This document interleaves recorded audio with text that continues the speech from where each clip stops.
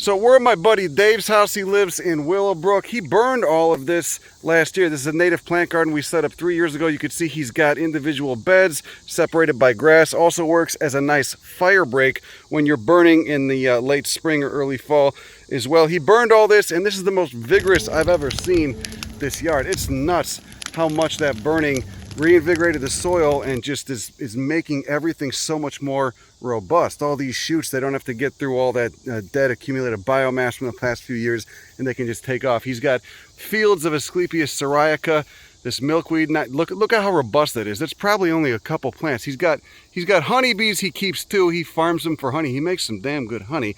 And we've got just the diversity here is just nuts. It's nuts. Here's Coreopsis tripteris. You can see we got solidagos. They're not going off yet. Massive elderberry, sambucus in the background. We got Amorpha canescens even, which really likes a lot of sun. Probably likes a little bit more sun than that. It would do really good up against a west-facing wall near a sidewalk or a driveway. Got big blue stem. Of course, Dahlia purpurea. This is not planted enough. I don't know why. It's a great low-growing herbaceous perennial. These are all herbaceous perennials, so again, the roots can live for a century or more, and the shoots die every year. Solidago, again, not going off yet. Cup plant doing its thing. This is one of my favorites, Ileana remota. We planted this, and this thing is just vigorous as hell. This is an endangered species only known from Langham Island in the middle of the Kankakee River. This is an Illinois endemic plant. It's a native hollyhock. Look at that. Look at those flowers. Holy shit. Got a typical malvaceous leaf. The capsule fruit looks like that, and you can see that's before it opens.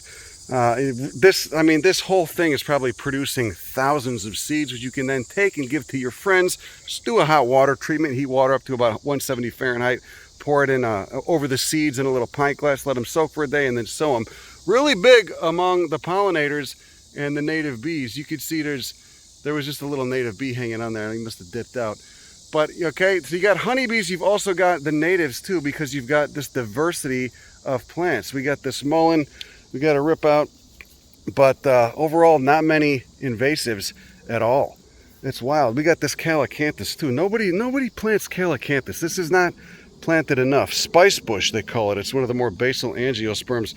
Look at those laminar stamens. Really interesting flower too. Kind of smells like port wine. There was a calycanthus species we got in California when I used to live up there that always said this smells like port wine. But I just hit my 10-year sobriety date, so we don't even talk about it anymore. We're not bums under the bridge drinking port wine anymore. Not that I ever was, but I would be in an alternate life. Monarda fistulosa, looking robust as hell. Check out the Monarda over here. You can see we got Monarda, just probably one of the most robust patches I've ever seen in a home garden. Just covered in all kinds of different cool insects, right? It's like having a learning lab in your front yard. So much cool stuff going on. What is that? Look at those cool native bees. What the shit? What species is that? Uh-oh, get the macro lens out. Got hibiscus machutos going off. Goldenrod hasn't popped yet. And then goldenrod over here. Of course, we got Pycnanthemum virginicum, the mountain mint. Smells like oregano or thyme because it's from the same family. Is thriving right now as well. This whole area gets blasted with sun. So that way's facing north, that way's facing west to my left. And so during the hot afternoons, this all gets blasted with sun. Look at that massive elderberry. Got a nice cup plant, Silphium perfoliatum. In the background, the diversity is insane. The diversity of insects are insane. Beneficial insects. And we got Baptisia lactea as well. Look at those waxy trifoliate leaves. Pea family, legume family, Fabaceae. Here's the little legumes. You can see it already flowered. Wild indigo is the common name because, it's related to indigo. It's in the same subfamily of the pea family. These fruits are maturing. They turn into little rattles, each filled with dozens of tiny seeds when they mature.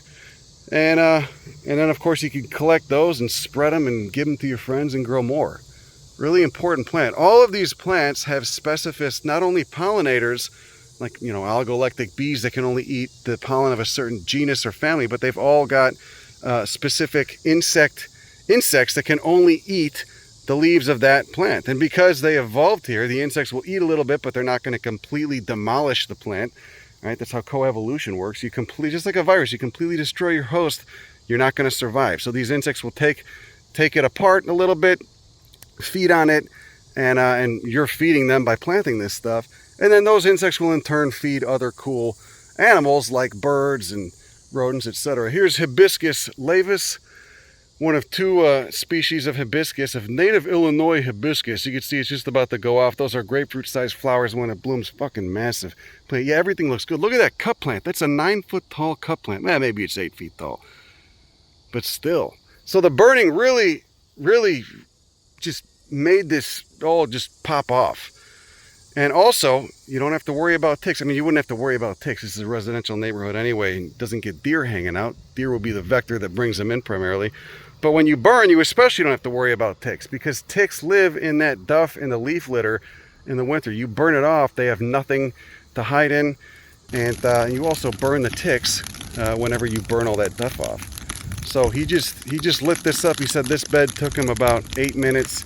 Each bed took him, that probably took a little bit longer, but he said he was done in 90 minutes, and he just did it illegally. He tried to go through red tape and get permission, and it was just a pain in the ass, as you would expect it to be, so he did it anyway. He said, fuck it, I'm gonna do it anyway. Look at the liatris. This will just be lit up with probably 500 tiny pink flowers, 500 to 1,000 tiny pink flowers in another month.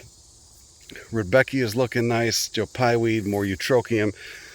Silphium, this one's not sending up an inflorescence this year, just doing the big leaves. The solar panels are out, enlarging that root till it gets enough juice stored up in it, enough carbohydrates to end up being able to flower. God, look at that cool wasp. Those wasps are good to have around too. They keep down, you know, they're predatory, so they keep down the insects you don't want around, right? They're kind of like spiders in that regard. Right? So you got this whole living food web in your front yard, and you're a part of it too. So you learn more about where you live, and you learn what everything does. It's like being able to study the living machine in your front yard. It's an ecological learning lab.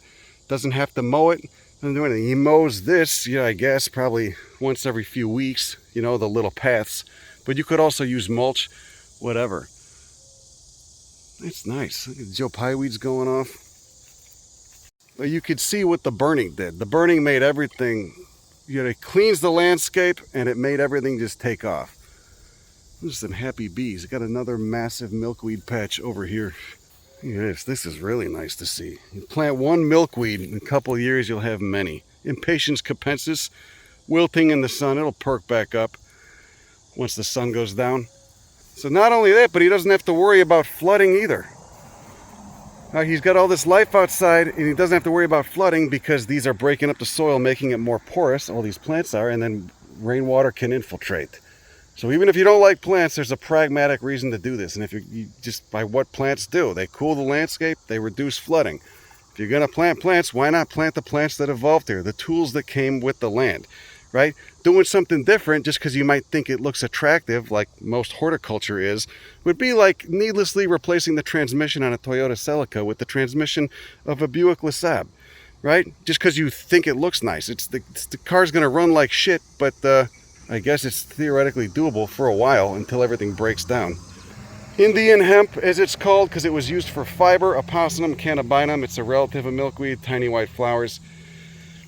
So you have all this stuff around, you notice what insects are hanging out in them, what birds end up preferring a certain plant. Of course, birds are eating the seeds of a lot of these things, especially the composites, and you learn more about the relationships between all these organisms in this interconnected, interwoven tapestry, this living machine that you spend your life around.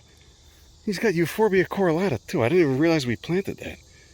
That's so nice. It's so nice to see. Silphium integrifolium and Helianthus mollis. This is a great one to see. Look at that liatris, man. When it's lit up, god damn. This is Pycnostachya. You can see the phyllaries are recurved, whereas on spicata, the phyllaries don't come off like that. They don't look spiky. They just stay close to the plant, close to that involucre. He's got this cool thing, too, he just told me about, called an audio moth, which just sits there and silently records, you know, kind of like an Alexa, but instead of, you know, listening to your habits so it can sell you bullshit you don't need, it instead records the sounds of the biological organisms, the biological affinities around you. So, you know, you said he just recorded 5 different species of owls, all the different bats that might be out, insects, birds, you name it. If it makes a sound, this thing will record it and identify it, and you have to pick it up, load it on an SD card later. But I'm sure they probably make Bluetooth versions too. But really interesting. So he's documenting all the things that have come. And before any of this was here, this was just a lawn. This was just a lawn. This was just a football field-sized lawn. What a waste of space. Look at all the life it's supporting now. It's so much less bleak than a lot of the other houses in the neighborhood. So Dave, you tried to do the right thing and get a permit, and they just said, oh, you've got to sign up, and then you've got to hire someone else to do it, which is ridiculous. You just said, I'm just going to do it anyway. And so, I did. What was your method? What I would do it on a weekday when your neighbors aren't home, winds are low, it's still kind of chilly out, and humidity is at a low. So what did you, I mean, this is a lot of stuff to burn.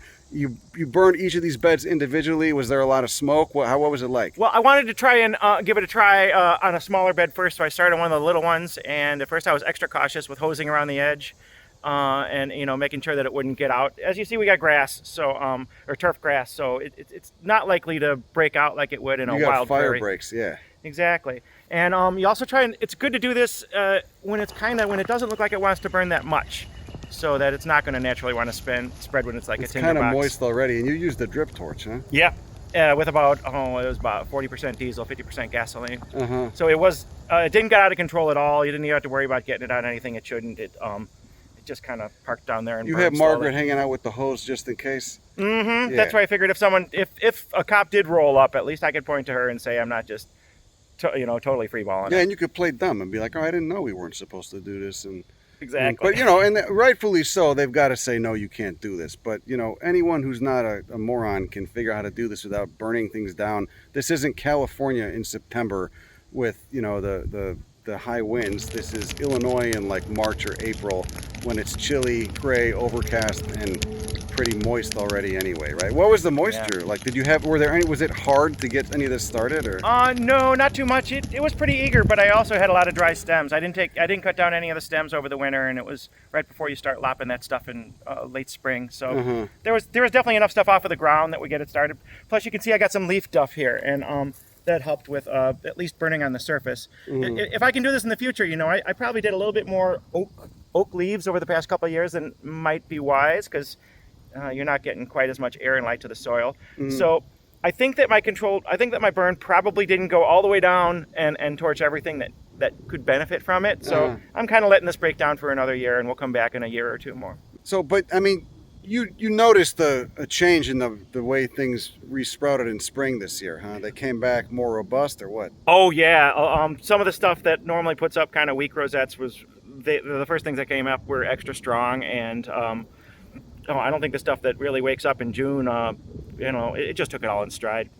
Yeah, it looks crazy this year. It's just so healthy, and we're only halfway through the season. I was here in like fall last year, and it looked good, but it didn't look like this. This is healthy. I did whack a couple of immature trees a little bit. One pawpaw that was about 4 feet tall isn't coming back, and you see this red oak here, like its bottom limbs.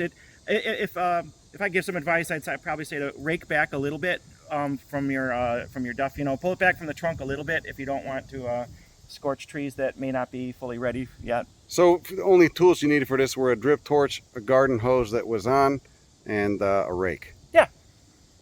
So this is the drip torch you use. I mean, people don't even need this, but this is nice to have. So when you were doing this, was there a lot of smoke? I mean, how bad was the smoke? No, it was low flames that went out after about 5 minutes. Maybe there was a couple times, like if you hit conifer kind of stuff, you know how those kinds of needles like to burn a little bit. But otherwise, it's real quick. Real slow, predictable, not too bad. Yeah, because the weather is everything. When you do it, the moisture content of everything that you're burning, and again, it really helps. You got these fire breaks just, by the paths. Yeah, and you also want to kind of take some feedback as you're doing it. I'm lucky I had a bunch of beds here as opposed to a big meadow where I'm starting at one corner, and it's when it's going. Right. So as a result, they generally advise you to monitor your fuel mix, because you're going to put some diesel and some gasoline in here. And 40% diesel is a little on the low end. That'll burn a little higher. And 60% diesel is a little on the high end. And that will, if you want to have some persistent flame around, like trying to get through this leaf duff or something, that'd be a little better for that. So it's you keep it more in control to have more diesel? Yes, diesel burn much more reluctantly. Right, right. More diesel as opposed to more gas. Mm-hmm. Right. And so when this, I mean, because that's what I will worry about. The smoke are the smoke signals to the neighbors or any members of the square community who might report you and freak out and etc. Well, right? yes, there's the smoke, and then also I think you don't want to get too high with gasoline either, because I don't know if you ever tried starting a grill or a bonfire with pure gasoline. That's gonna. It's terrible. With that kind of mix, you're not going to get the vapors, and that's really what you're trying to avoid is volatile vapors. Yeah, right. But because gas goes up, that's why you mix it with diesel. Because if it was just gas, it'd be way too much. Right, and if it was just diesel, you probably wouldn't be able to light it without a blowtorch or something. But low smoke. I mean, that's the key takeaway. It was low smoke. Yeah, it doesn't draw a lot of attention. You can do it in the fall too, but we're doing ours at the end of the spring for now. Yeah, so this is one tank inside of the other, so it's kind of more like a thermos kind of, so it makes it more puncture proof, more resistant to anything from the outside that might break it or heat it up too much. So heavy gauge aluminum. Yeah. So the moral of the story is try to get a permit, or maybe don't. But either way, don't be afraid to burn. Just know what you're doing. Be like Dave. Don't be afraid to burn, right? These landscapes were dependent on fire. So many landscapes in the Midwest and in Eastern North America were dependent on fire, and that's how indigenous people maintained them for thousands of years, and megafauna and lightning before that. So you get so much rain, you get so much biomass popping up that it can't decompose as fast as it accumulates, and so and then of course you're keeping the tick populations down and the chigger populations down, and so don't be afraid to burn.